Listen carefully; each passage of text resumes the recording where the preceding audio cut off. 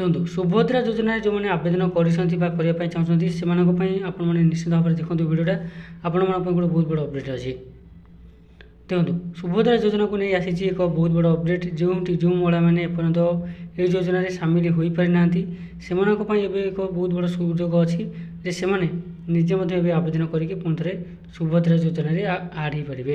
ଉପମୁଖ୍ୟମନ୍ତ୍ରୀ ପ୍ରଭାତୀ ପରିଡ଼ା ଆଜି ଗଣମାଧ୍ୟମକୁ ଏହି ସୂଚନା ଦେଇଛନ୍ତି ଏବଂ କହିଛନ୍ତି ଉପମୁଖ୍ୟମନ୍ତ୍ରୀ ପ୍ରଭାତୀ ପରିଡ଼ାଙ୍କ ସୂଚନା ଅନୁସାରେ ଚଳିତ ମାସ 1 ତାରିଖ ଠାରୁ ବା ଏପ୍ରିଲ 1ରୁ 30 ତାରିଖ ପର୍ଯ୍ୟନ୍ତ ନୂଆ ହିତାଧିକାରୀମାନେ ଆବେଦନ କରିପାରିବେ ଏବଂ ବିଶେଷ କରି ଯେଉଁ ଯୁବତୀ ମାନେ ନୂଆ କରି 21 ବର୍ଷର ବୟସରେ ପଦାର୍ପଣ କରୁଛନ୍ତି ବା ଯେଉଁମାନଙ୍କୁ 21 ବର୍ଷ ହୋଇଗଲା ସେମାନେ ଏବେ ଆବେଦନ କରିବାକୁ ଯୋଗ୍ୟ ବିବେଚିତ ହେବେ ଏବଂ ଯେଉଁମାନେ ଆବେଦନ କରିଥିଲେ ଏବଂ ସେମାନଙ୍କ ସଂଖ୍ୟା ବି ମଧ୍ୟ ବହୁତ କମ୍ ରହିଛି ଏବଂ ଯେଉଁମାନେ ଆବେଦନ କରିବା ପାଇଁ ସେମାନଙ୍କର ବୟସ 21 ବର୍ଷ ହୋଇଗଲାଣି ସେମାନେ ଏହାକୁ 30 ତାରିଖ ପର୍ଯ୍ୟନ୍ତ ଏପ୍ରିଲ 30 ତାରିଖ ପର୍ଯ୍ୟନ୍ତ ଆପଣମାନେ ଆବେଦନ କରିପାରିବେ।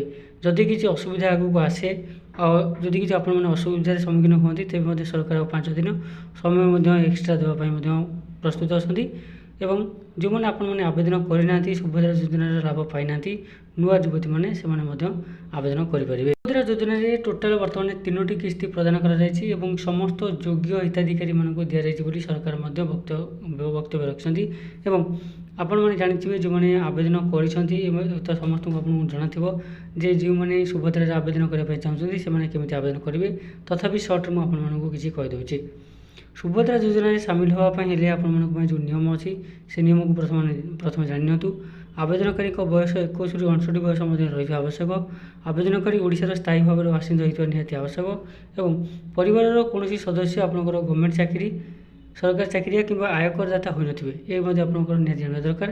ତା ସହିତ ସରକାରଙ୍କ ଠାରୁ ମାସିକ ଭତ୍ତା ପାଉଥିଲେ ଯୋଜନା ପାଇଁ ଯୋଗ୍ୟ ନୁହେଁ। ଯଦି ଆପଣଙ୍କର କୌଣସି କାରଣରୁ ଆପଣମାନେ ଯିଏ ଆବେଦନ କରୁଛନ୍ତି ସେ ଯଦି ନିଜେ କୌଣସି ସରକାରଙ୍କ ତରଫରୁ କିଛି ଭତ୍ତା ପାଉଛନ୍ତି ତେବେ ସେମାନେ ଆବେଦନ କଲେ ସେମାନଙ୍କୁ ରିଜେକ୍ଟ କରିଦିଆଯିବ, ସେମାନେ ସୁଭଦ୍ରା ଯୋଜନାର ଲାଭ ପାଇପାରିବେ ନାହିଁ। ଆଧାର ସହିତ ମୋବାଇଲ ନମ୍ବର ଏବଂ ବ୍ୟାଙ୍କ ଆକାଉଣ୍ଟ ଲିଙ୍କ୍ ଥିବା ଆବଶ୍ୟକ।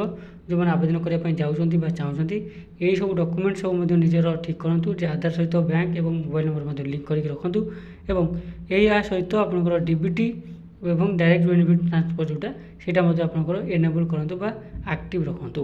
ଏତିକି ଜିନିଷ ରଖିସାରିଲା ପରେ ଆପଣମାନେ ଆବେଦନ ଯୋଜନା ଆବେଦନ କରୁଥିବା ଲୋକମାନଙ୍କ ପାଇଁ ମୁଁ ଆପଣମାନଙ୍କୁ ଆଉ ଗୋଟେ ଭଲ କଥା କହିଦେଉଛି ଯେଉଁଟାକି ବହୁତ କମ୍ ଲୋକ ଜାଣିଥିବେ। ଯେଉଁ ଆମର ସୁଭଦ୍ରା ଯୋଜନା ଯେଉଁମାନେ ଆବେଦନ କରୁଛନ୍ତି ସେମାନଙ୍କ ପାଇଁ ସରକାର ଅଲଗା ଗୋଟେ ସ୍କିମ୍ ରଖିଛନ୍ତି ଯାହାକି ଲୋକମାନେ ଜାଣିଥିବେ ଯଦି ଭୁଲି ଯାଇଥିବେ। ସେ ସ୍କିମ୍ର ନାଁ ହେଉଛି ଆପଣମାନେ ଯଦି ଯେତେବେଳେ 60 ବର୍ଷରେ ପଦାର୍ପଣ କରୁଛନ୍ତି ଯେତେବେଳେ ଆପଣଙ୍କର ଏଜ୍ 60 ବର୍ଷ ହୋଇଯିବ ଆପଣଙ୍କର ନାଁ ସୁଭଦ୍ରା ଲିଷ୍ଟରୁ ଅଟୋମେଟିକ୍ କଟିଯିବ। ଓକେ, ଆପଣଙ୍କର ନାଁ ସୁଭଦ୍ରା ଲିଷ୍ଟରୁ ଅଟୋମେଟିକ୍ କଟିଯିବ କିନ୍ତୁ ଆପଣମାନଙ୍କୁ ଓଲ୍ଡ ଏଜ୍ ପେନ୍ସନ୍ ହିସାବରେ ଆପଣମାନଙ୍କୁ ଯେଉଁ ମାସକୁ 1000 ଟଙ୍କା ଲେଖାଏଁ ମିଳୁଛି ସେଥିରେ ଆପଣମାନେ ଆଡ଼୍ ହୋଇଯିବେ ଅଟୋମେଟିକ୍ ଏବଂ ଆପଣଙ୍କୁ ପେନ୍ସନ୍ ଆପଣମାନଙ୍କୁ ମିଳିବ। 60 ବର୍ଷ ପରେ ଆପଣଙ୍କର ଅଟୋମେଟିକ୍ ପେନ୍ସନ୍ ମଧ୍ୟ ମିଳିବ। ତା'ମାନେ ସୁଭଦ୍ରା ଯୋଜନାରେ ଆବେଦନ କରିବାରେ ଆପଣଙ୍କର 2ଟା ଲାଭ ହେବ। ଯଦି ଆପଣମାନେ ଯୋଗ୍ୟ ହିତାଧିକାରୀ ଆପଣଙ୍କୁ ମାସକୁ ଆପଣଙ୍କର ଯେଉଁ ସୁଭଦ୍ରା ଯୋଜନା ମିଳୁଛି ପ୍ରତି କିସ୍ତିରେ 5000 ଟଙ୍କା ଲେଖାଏଁ ମିଳୁଛି ସେ ମିଳିବ। ତା ସହିତ ଆପଣଙ୍କର ଯେତେବେଳେ ବୟସ 60 ବର୍ଷ ହୋଇଯିବ ସେତେବେଳେ ମଧ୍ୟ ଆପଣମାନଙ୍କର ଚିନ୍ତା କରିବାର କିଛି ନାହିଁ, ମାସକୁ ମାସ ଆପଣମାନଙ୍କ ଖାତାକୁ 1000 ଟଙ୍କା ଲେଖାଏଁ ଆସିବ। ଦେଖନ୍ତୁ ଯେଉଁମାନେ ସୁଭଦ୍ରା ଯୋଜନାରେ ନୂଆ କରି ଆବେଦନ କରିବା ପାଇଁ ଚାହୁଁଛନ୍ତି ସେମାନେ ମଧ୍ୟ ଆପଣମାନେ ଦେଖିପାରୁଥିବେ ବର୍ତ୍ତମାନ ସୁଭଦ୍ରା ପୋର୍ଟାଲରେ ଏହା ମଧ୍ୟ ପୁରା ଆପଣମାନଙ୍କୁ ଶୋ କରୁଛି।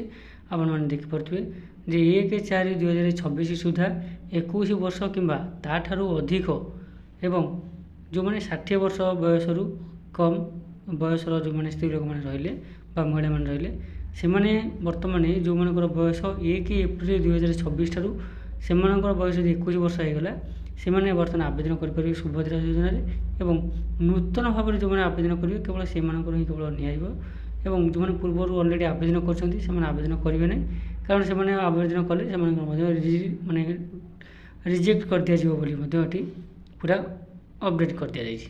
ଓକେ, ତ ଆପଣମାନଙ୍କର ସୁଭଦ୍ରା ଯୋଜନା ରିଲେଟେଡ଼୍ ହେଉ କିମ୍ବା କୌଣସି ଗଭର୍ଣ୍ଣମେଣ୍ଟ ସ୍କିମ୍ ରିଲେଟେଡ଼୍ ଯଦି କିଛି କମ୍ପ୍ଲେନ୍ ଥାଏ ବା କିଛି ପଚାରିବାର ଥାଏ ଆପଣମାନେ ମଧ୍ୟ କମେଣ୍ଟ ବକ୍ସରେ କମେଣ୍ଟ କରି ଆପଣମାନେ ଜଣାଇପାରିବେ, ମୁଁ ଆପଣମାନଙ୍କୁ ରିପ୍ଲାଏ ମଷ୍ଟ ବି କରିବି।